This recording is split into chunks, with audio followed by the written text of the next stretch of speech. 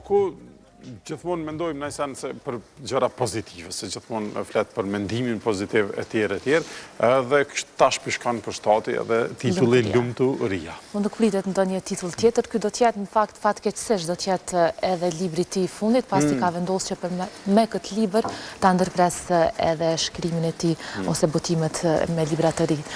Ka vendosur që të jetë pikërisht libri Lumturia në mënyrë që në familjet shqiptare të hyjë edhe fjala lumturi, po ashtu të hyjë edhe vetë lumturia t'i bëjë njerëzit të lumtur, ndërsa në këtë libër janë të përmbledhura tregime bashkëkohore të letërsisë botërore, po ashtu edhe të traditës shqiptare, për t'ju treguar një mënyrë më të thjeshtë apo një rrugë më të thjeshtë se si njerëzit duhet të bëhen të lumtur. Po për më tepër e kemi vetë autorin e këtij libri në mes stories që mund ta kuptojmë se çfarë tjetër ka ky libër brenda.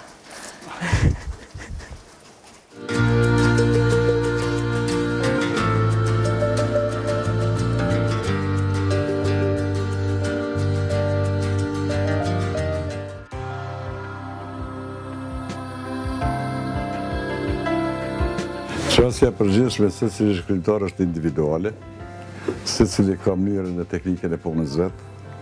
Unë për vetën time konsideroj se libri do t'i përmbush 2 kritere. Kriteri i parë është të thotë diçka. Dhe e dyta të thotë bukur, se është libër, nuk është bisede zakonshme.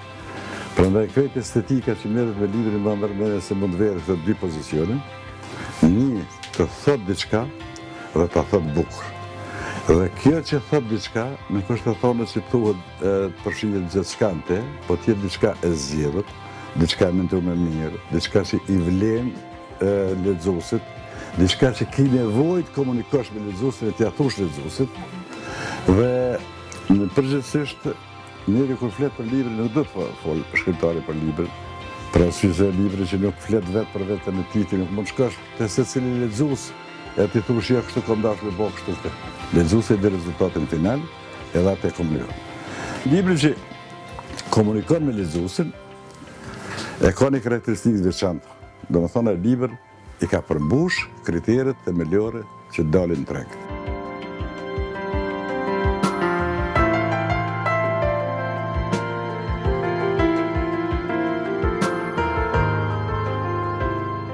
Kur hyn autori në projekti shkruaj një libër, të paktën kjo mendimi jam të përvoje janë, do të hyjnë konkurrencë me vetë vetën. Qëse libri i ri del më i dobë se i ma pashmi, kur farë kuptimi nuk ka që e libër botohet. Qëse hyjnë konkurrencë me vetë vetën, vitin e kaluar se para 3 vjetë që kam shkruaj një libër të tillë, sot do ta shkruaj më të mirë, hyjnë konkurrencë me vetë vetën, gjithmonë do të jesh më mirë dhe do ta fitosh luftën ti, sepse ke masën, kriterin e ke parasysh. Çfarë ka shkruar libri më varshëm dhe çfarë do të ketë tjetër. Kjo është ajo, ndoshta që do duhet tash nga kaluam u bëm brezi shkrimtarëve të vjetër. Ja 30 vjet më ka pas penguar ajo, ju shkrimtar të ri, ju shkrimtar të ri. Ka dalë të shabër një hetë bëmi, 2 vjetër bëmi dikushi. Dhe që erdhë kohë dhe emërime, ata që t'jemi në tash ata shkrimtar të vjetër, që ti porosisim të rritë. Prandaj, secili krijues edhe secili njeri kur hyn konkurrencë me të tjerët, gjithmonë e humb luftën. Për arsye se në konkurrencë me të tjerët gjithmonë dikush është para teje. Është më i mëshëm, është më i bukur, është më i pasur, është më i ri, diçka më shumë se ti ka gjithmonë. Konkurrencë me të tjerët e humb luftën. Konkurrencë me vetveten gjithmonë ke mundësi të bësh diçka më të mirë se ke bërë tash.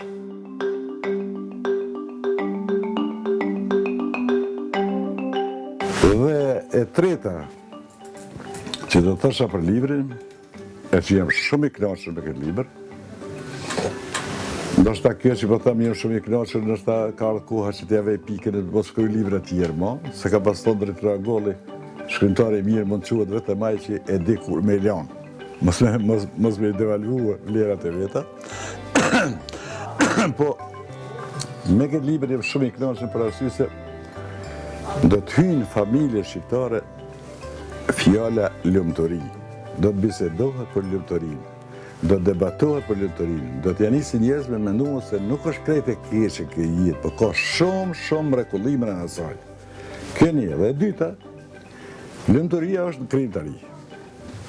Nuk ka njeri gjallë në botë që mund të përjetoj lumturinë e vërtet, që se hapë sy tavanit, e bjen depresion, e ka shqetësimet e ndryshme, prej përtacis, prej gjendje statike.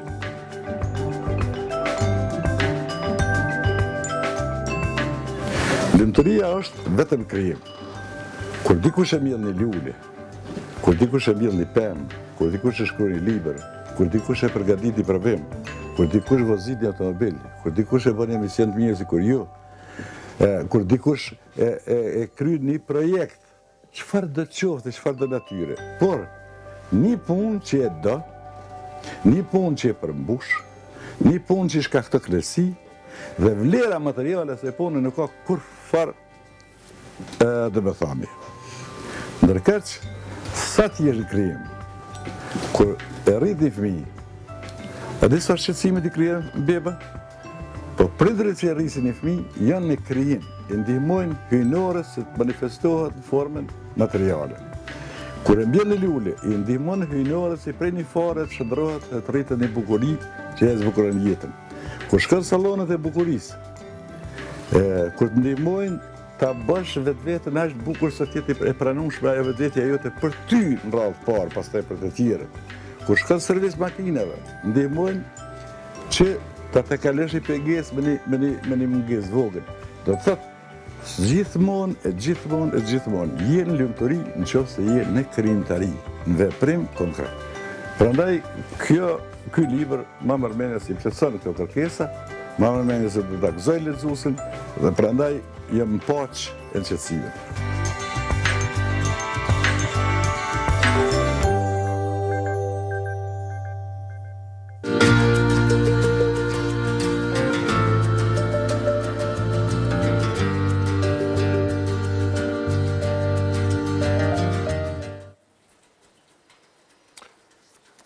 Ai që nuk ndryshon mendje kur, ndoshta edhe nuk ka mendje fare. S'ka që ka me ndryshu. S'ka. S'ka që ka. Kur s'ki edhe s'une ndryshon. Duhet me pas për me ndryshu. Faleminderit shumë për këtë libër, të cilin do ta shohim përsëri në bllokun e shënimeve.